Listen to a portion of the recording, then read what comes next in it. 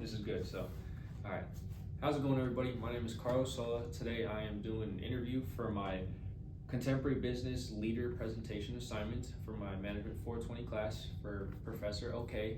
And today, first of all, do I have your consent to record and interview you today? Yes, you do. Perfect. And today I'm here with, would you like to introduce yourself? August Joseph Lombardo IV. I'm a retail business manager for Living Spaces Furniture. Okay, nice. Where are you from? Originally from California, moved to Arizona 12 years ago to continue my career with Living Spaces. Okay, and how long have you been with Living Spaces? Total, I've been about 11 years now, going on 11 years. And you said your role is retail business manager? Retail business manager, yeah. Okay. And to start off our interview, our first question is, what industry would you consider Living Spaces? What is your role? And how long have you been here? Well, I mean, you already said how long have you been here, so what do you consider Living Spaces in the industry, and what is your role? So my role is manager within the retail furniture sales aspect of it. So, comparison to like Ashley Furniture, IKEA, kind of up there with the big box versions of those kind of furniture stores. My role within the organization is developing talent, for one, for future growth, and driving sales performance with year-over-year growth. Okay, and what does your career path with Living Spaces look like over the years? I started off as seasonal. I started off as a part-time team member in California, and at that time, I would have never thought I would work for a furniture store, let alone maybe like a Dick's Sporting Goods or something like that, along with the traits that I enjoy. I quickly kind of found myself within the organization where I didn't realize I just loved connecting with people. And the one thing that Living Spaces was doing consistently at that time was developing and investing in the team members that wanted to kind of grow with the company. So I went from part-time team member to full-time team member, which was considered a promotion back in the day. In 3 months, I became a supervisor within 6 months, and I became a manager within a year, all within the same store. Dang, within a year? Within a year, and it was just one of those quick, as much as I wanted it, they were feeding that to me as well and helping me throughout that process. Okay, and then feeding off of that, what has been your greatest achievement in your role so far?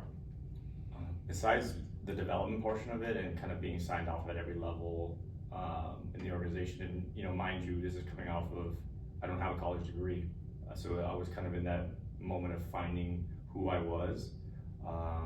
They trusted me to take on a challenge of supporting a store that was underperforming within the company. My physical store was considered the flagship store, which is the corporate location. So that's where the owner, Grover himself, corporate year-round there all the time. The store that was underperforming was actually in the middle of LA. It was in mid-city. It's a two-story store, which, looking back at it, it probably wasn't the best plan for the company to go through a two-story store for the layoff of furniture.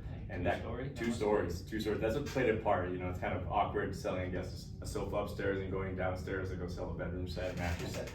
Funny enough, it used to be an auto parts store, so you can still smell the oil in a lot of the furniture spots. But the store was underperforming, and it was past the point of they usually give 6 months to kind of give that growth plan to adapt a new store to the clientele, and you should see some trajectory moving forward and going up.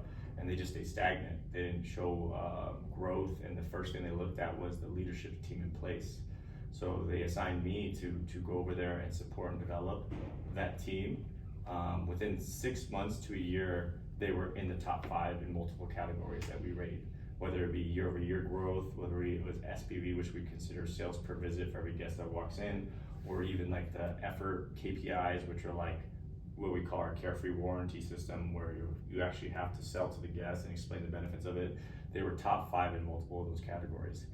The best part about it, though, was the fact that there was 2 individuals that were seen as potential people to move up, but in those 6 months prior to me being there, they almost took a step back just based off of their own development, but the lack of responsibilities and driving the performance, where they became almost toxic for the culture of the store.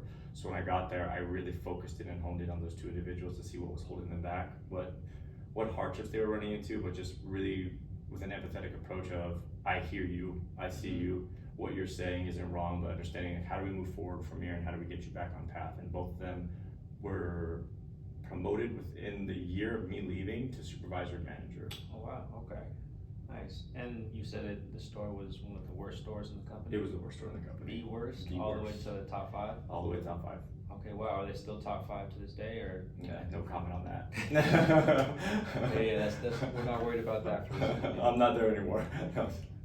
Okay, but leading off of that, what management principles, strategies, or processes allow you to lead effectively here at Living Spaces? So my mindset, and I learned this quickly within the time of me being developed, is I'm a very servant-based leader, and what I mean by that is the fact that I put my team's development and growth ahead of my own, and I support them through understanding what their goals are, aligning them not within just the organization, but as a human being, and understanding what they want to achieve, whether it be a 5-year plan or whether it be a 5-month plan. The fact that I'm just giving them the time and understanding, like, I'm going to be here to support you as long as you know what you want. Mm-hmm. And that's probably the biggest principle that I've adapted since when I became a supervisor manager to this day. Okay, and why would you say that's impactful to you? Because that's the approach that was taken with me.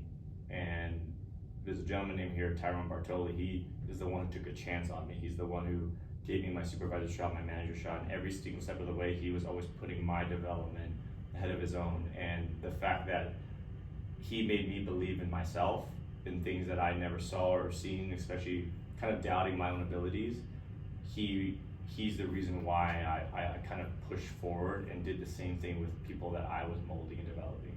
So because it resonated with me, it was easy for me to pass it on to other individuals.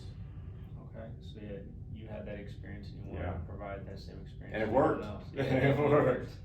And then yeah, for your greatest achievement, for a couple characteristics, you decided on commitment to growth, you rated yourself a 10 out of 10. On empathy, a 10 out of 10 as well. Listening, an 8 out of 10. And then interest in building community, a 6 out of 10. And lastly, healing, a 10 out of 10. Well, that one's well warranted. Went from top of bottom all the way to top 5. For sure. Did you want to speak on those ratings a little bit?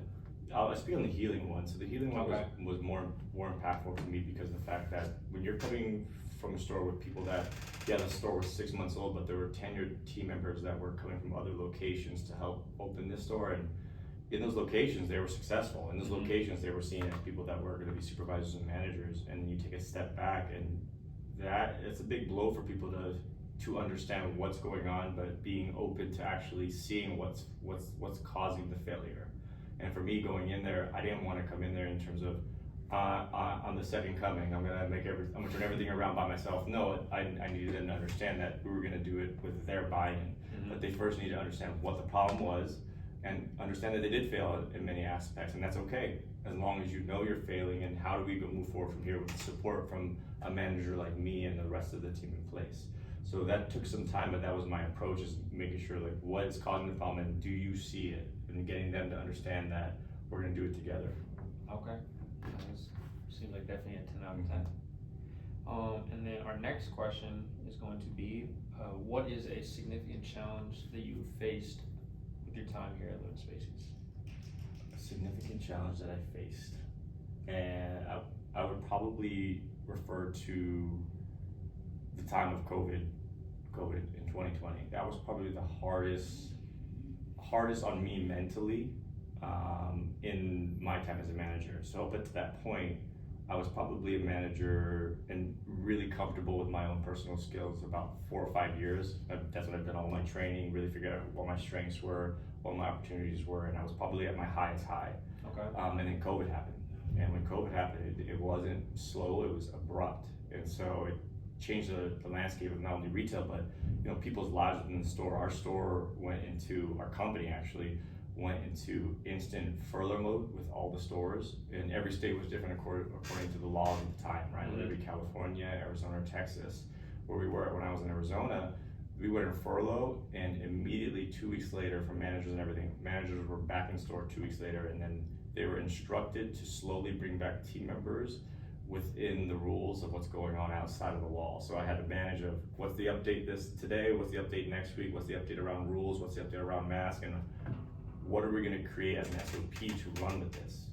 And I think the hardest part for me at the time was kind of trying to think ahead and plan for it because you really couldn't. Mhm. Rules were changing day by day, sickness was changing day by day, and just life in general. But what I was instructed to do was figure out the team members that were supposed to come in and who am I gonna pick and invite back. And so, you know, a lot of times people would probably guess only go for my highest performers. Well, in that's not the case in times because you don't know if the highest performers even want to come back for one. Second, are they going to be reliable at a point with everything going on? Are they comfortable being in the store? But also, is it what's needed right now within the store for people coming in mindset wise? So you're shopping now, you're putting yourself out there in danger at that time to go shopping for furniture. I don't think you wanted to be hounded or kind of hard sold on furniture. Mm-hmm. You want that kind of empathetic approach, right? You would want that person that's more welcoming and understanding and just almost like a softness to them. So I took that into account with the team members that I was looking at.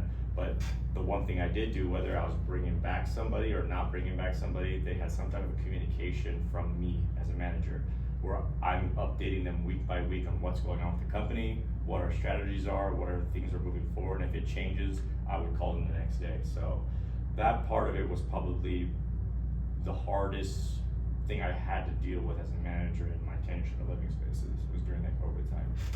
Okay, yeah, it's definitely probably a hard time for everybody, and especially living spaces, having Yeah. to work with people face to face. Was there anything significant that you guys changed that might have helped your approach at all? We actually adopted the FaceTiming with guests. FaceTime. It was the first time we ever did it. So, you know, we introduced this whole shopping from home thing. Mhm. And this is, of course, mind you, before that was a big deal and doing anything FaceTime. People had it on their phone, but they wouldn't do it as much. But now you're shopping, you're doing a furniture experience through shopping with another team member.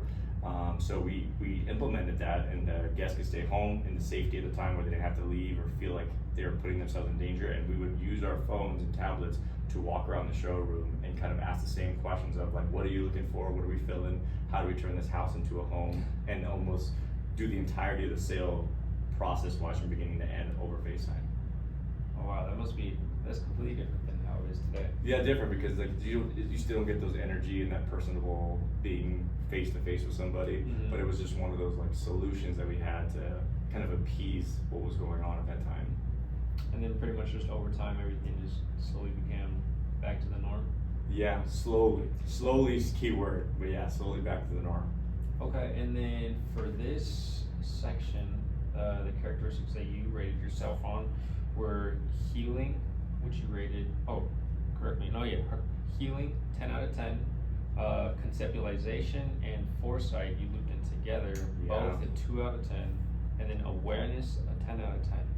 Tell me about it. We're gonna focus on the two with foresight, and I know we gotta butcher this word, man, conceptualization, but in terms of the definitions, it was more so the way I read that rating is understanding the day-by-day responsibilities and impact and being able to be ahead of any future issues. And it was really difficult at that time because of the fact that rules were changing constantly, whether how many guests you could have in the store, whether the approach of how close we had to be to each other, masks being worn at all the time, and all these things that just came into a play of trying to have a methodical approach on driving a business strategy year over year, but also making sure I'm not breaking any laws at the same time with what was happening. So I tried to stay ahead of it, and there were times where I probably focused too much on trying to fix a problem next week versus fixing what was happening in front of me. Mhm. And that's the part I kind of balanced every single day.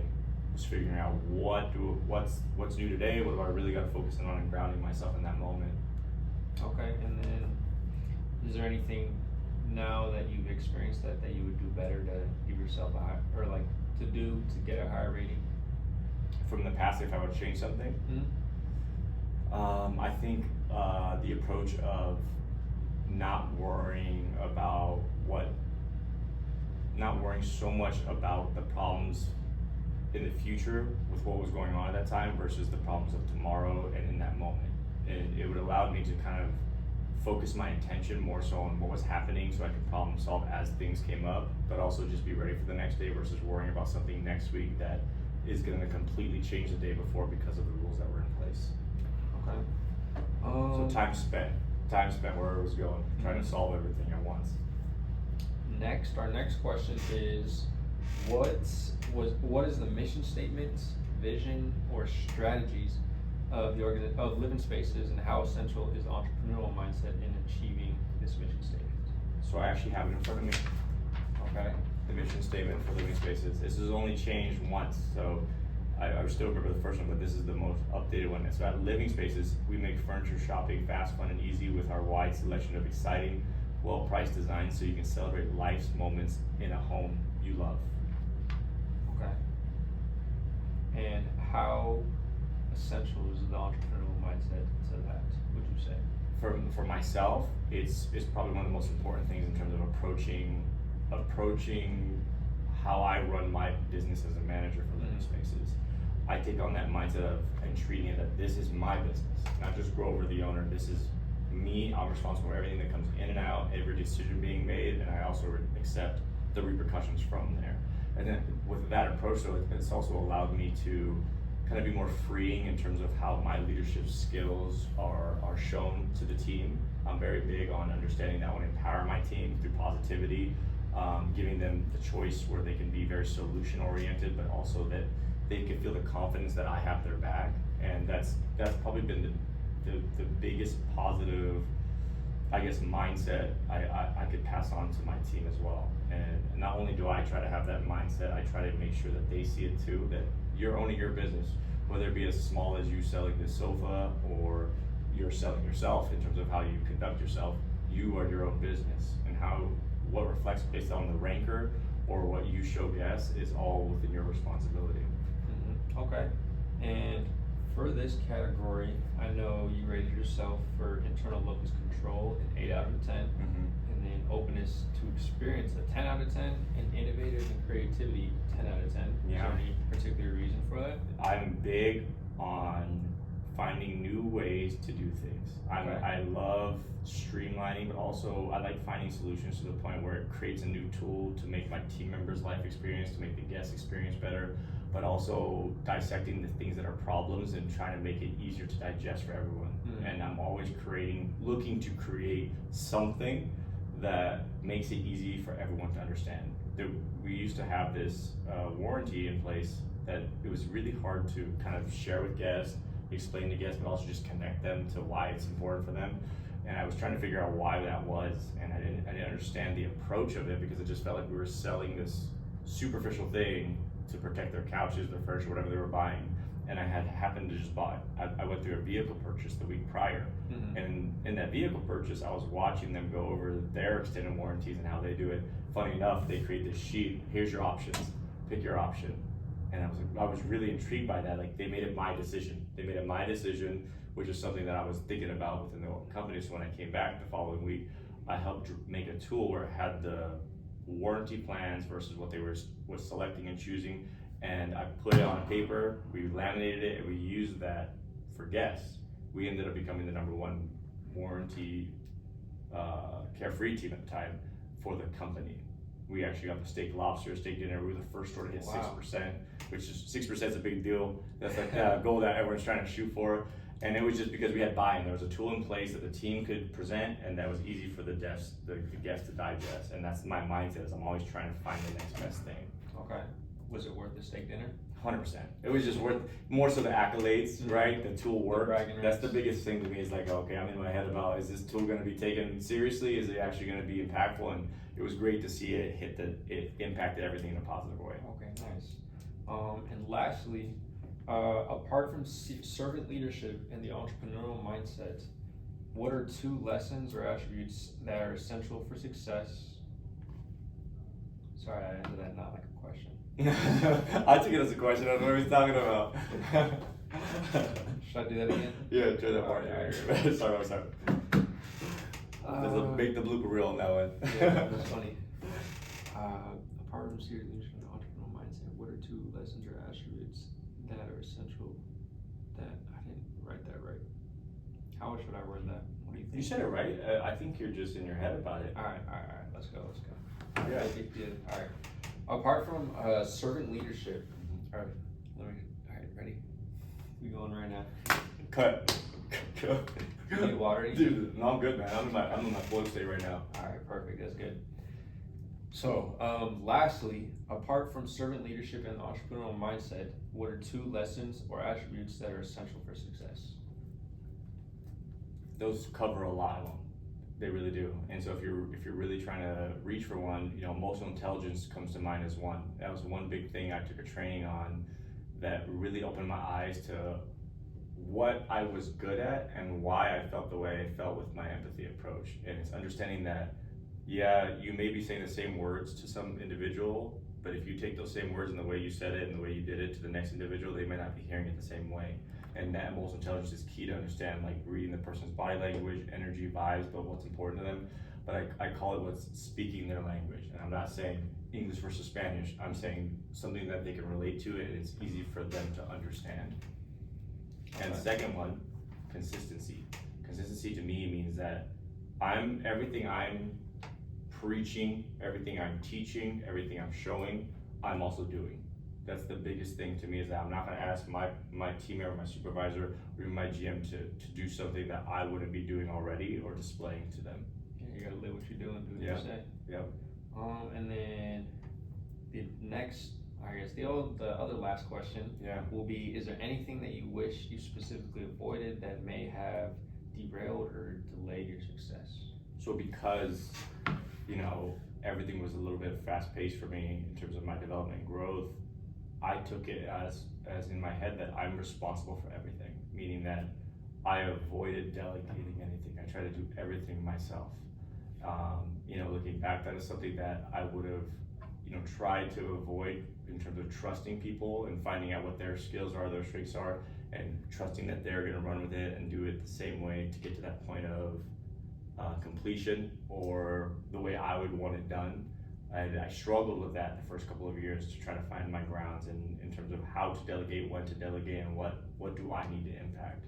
So one of those things I would have avoided if I went back in time. Okay. And that pretty much wraps everything up. Yeah.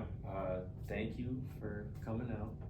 Wait, bonus question. Oh yeah, bonus question. Well, I was gonna let you go and then the bonus question for after, but this is the bonus question right here. Okay, so bonus question, if you could say one thing to 21-year-old you, what would it be? Slow down. And I mean that, like I said, in terms of the previous questions, everything was happening so fast for me that I thought I had to match that pace. And because of that, there was moments where I missed maybe a training, a connection with somebody, or networking that sooner or later I would learn, but I would think back, what did I miss out on in these previous years because I was going too fast, or I missed that connection with that person. So I would tell them, slow down, get to know people, build up your network. It really is truly about who you know and also your drive at the same time to grow and become better, but keep moving forward. So that part of it I learned these past couple of years as I was going through raising my daughter, being at home more, and then coming back to my managerial role where I've been able to kind of slow down and approach it the way I wish I did 12 years ago. Okay. And I mean, I'm 21 and that sounds like really good advice. So. Yeah, you got time. You got nothing but time. And then since we're here, if you had no bounds or limits, what would you do or who would you be? Man, this is like, I take this question as like, am I gonna be like Michael Jordan or pick this kind of thing? I guess maybe like, if like, you can just talk about it, like what you wanted to be growing up, or like if you think about it now, like if you could be doing anything else, would you be doing something I would else? be a mentor. I would really want to be a mentor, like, and not just podcasts, not just like in front of a crowd. I think I would actually struggle in front of a crowd, but like one-on-one mentoring, that's something that I enjoy. That's something that's a big reason why I left Living Spaces and came back, was because of development, mentoring, but just kind of getting to know people and helping them through life, because I've dealt with a lot of things, I've had a lot of traumas, and I understand that people do that too. And if I could do anything and just be anything, and money didn't matter, and I'd still be me, but I would be me in a position of being more of a mentor outside of these walls.